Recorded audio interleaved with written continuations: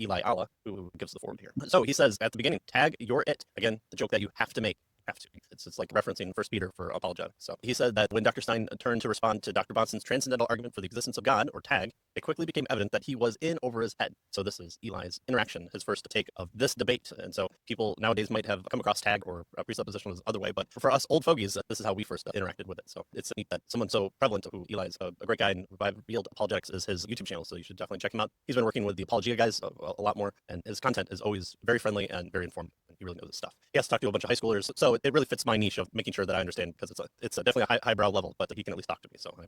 So instead of directly addressing Dr. Bahnsen's argument, Dr. Stein attempted to refute points that Dr. Bahnsen never made. By the time he finally engaged with what Bahnsen actually presented, it became even clear that his atheistic perspective stood no chance against the full force of the Christian worldview. So again, a good build-up to this, why you should pick up this book. Exactly. So Eli tells us that his first encounter with the debate, after spending, he says, considerable time familiarizing himself with classical apologetics, so we're aware of that, the various traditional arguments for the existence of God, right, the cosmological argument and so forth. And so he says, after spending considerable time familiarizing himself with those kinds of classical apologetic argument, which emphasizes the argument for the existence of God through natural philosophy, he said he was caught completely off guard when he stumbled upon a debate between two individuals he had never heard of before, Dr. Greg Bahnsen and Dr. Gordon Stein. And again, as you mentioned, this is pretty much what we thought as well. Wow, yeah, this is different. And he says he began listening, and he immediately sensed something strikingly different from every other debate that he encountered. Instead of arguing for the probability, the reasonableness, or high plausibility of God's existence, Bahnsen was arguing for the necessity and absolute certainty of the Christian God. And so this was a different kind of deal, right, that he was striking with regard to Bahnsen. Yeah, and as we go through Dr. Bahnsen's opening statement, that there does seem to be a few mic drop moments in here that will set the debate up really well for the even bigger ones that even on the old audio cassettes, you could hear the audience reacting, which is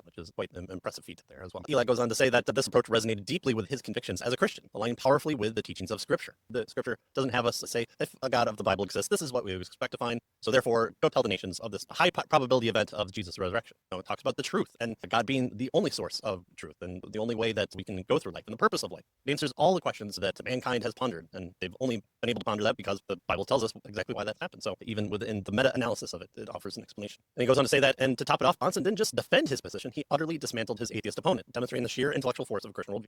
And as we'll get into this, and Bahnsen will mention, Dr. Stein, he wasn't a slouch. This wasn't some hapless college professor who was taken unaware. This was someone who put aside his initial pedigree and went to full force through defending atheism. So this was something of a feat to do. As Eli began reading Bahnsen's books and sifting through his many recorded lectures, he became increasingly convinced that presuppositional apologetics was not only the most powerful method of defending faith, it was the most biblical.